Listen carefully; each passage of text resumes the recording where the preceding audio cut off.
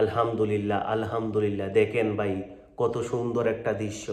পাকিস্তানের মোহাম্মদ রেজওয়ান ভাই ইসলামটাকে কতটা ভালোবাসে দেখেন। কত সুন্দর মসজিদের মধ্যে সবার সাথে ইসলামিক আলোচনা করলো, কত না সুন্দর লাগে। মাশাআল্লাহ।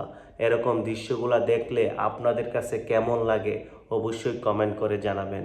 আর বিশেষ করে আমার কাছে মোহাম্মদ রেজওয়ান ভাইকে অনেক অনেক বেশি ভালো লাগে, কারণ মোহাম্মদ রেজওয়ান ভাই ইসলামটাকে অনেক অনেক বেশি ভালোবাসে।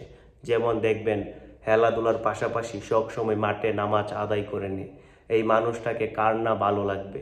বিশেষ করে আপনাদের কাছে পাকিস্তানের মোহাম্মদ রেজওয়ান ভাই, বাবর আজম ভাইকে কেমন লাগে অবশ্যই কমেন্ট করে জানাবেন।